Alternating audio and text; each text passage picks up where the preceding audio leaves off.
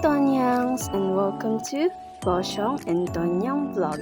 So dito sa kusina ni Tonyang, araw-araw tayong magluluto, magtatawanan at matututo.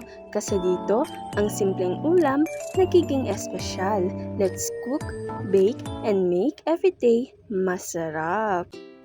First is maggigisa tayo ng bawang at sibuyas and then lagyan mo na din ng luya pantanggal ng lansa ng isda. And then pag sunog na, pag lumabas na yung kaluluwa nila, maglagay ka na din ng paminta, pandagdag aroma at ilagay mo na din yung isda. Pagkatapos mong ilagay yung isda, ilagay mo na din yung sarili mo. Ilagay mo na din yung toyo at suka and then maglagay ka na din ng pampalasa. Malaki ka na, alam mo na yan. Uy, walang ganun. Kidding aside, ako naglagay ako ng oyster sauce, asin at magic imas. When magic imas, tap na imas, magic sarap nga rin, diba?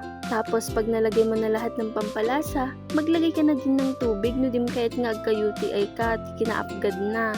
And then, pag burikemon, and then, charan! Luto na ang adobong tilapia. See you on my next vlog. Bye!